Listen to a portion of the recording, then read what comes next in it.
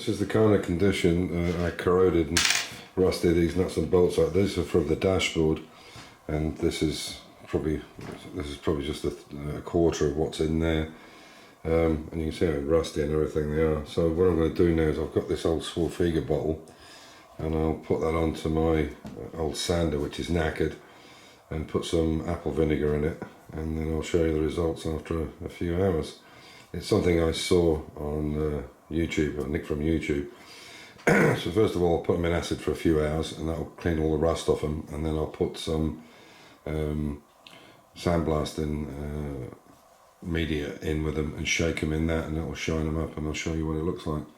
It's the same thing as buying one of these tumblers or that kind of thing, but I'll show you the results, and it works quite well. As I say, I'll show you a little video of it. I've done one many years ago, but I'll show it again anyway, and you can see the difference. But they are badly corroded, as you can see, and they're all so tiny to put in anything, you know, like I don't know, some kind of bath. I think you'd lose them easily. Anyway, I'll let you see them when they're cleaned up. As I said, this is an old Swarthega bottle, and we've got this vinegar here, Essig, it's known as in German, but we'll just put this vinegar in it, just cover all the... That'll be enough.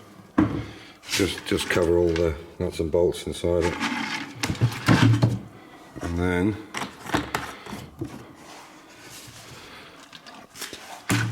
put it onto this. This is an old one that's knackered. The motor's still good in it, but the plate was buggered on it.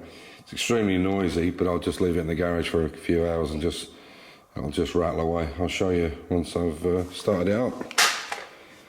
Yeah, so as I say, it's just a plate that I've screwed onto the top of the Swarthega tin. It's extremely noisy. I'll only put it on for a few seconds, and then I'll bring you back once I've had it in the acid vinegar for a couple of hours. As I said, it's very noisy, but I'm sure you could make a better system, but it did the job for something that was knackered and wouldn't sand anymore.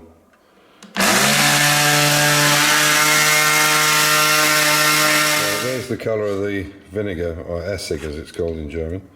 That's what it looks like, and this is just, well, I did 2 sessions of half an hour because somebody came into the workshop, so I turned it off. So I had half an hour and half an hour, and because there's no load on it, it's not going to burn the motor out. So let's just to show you the colour of this. Hey, look at that. Look at the difference. And that's with, it was running for about an hour, just about an hour, but it was kind of 2 sessions of 20 minutes and 40 minutes, whatever it was. But look at the difference in the colour. Look at how good they are. So it works. This was something I stole the idea from a guy on YouTube, but it works. So there you go. I mean, I'm sure an ultrasonic cleaner and that's just as good, and some of these other ones, these tumblers and what have you, but this is pretty noisy, I have to admit, but it works. And I used it 2 or 3, or I don't know, 5 or 6 years ago for all the nuts and bolts and screws on my triple carburetors. On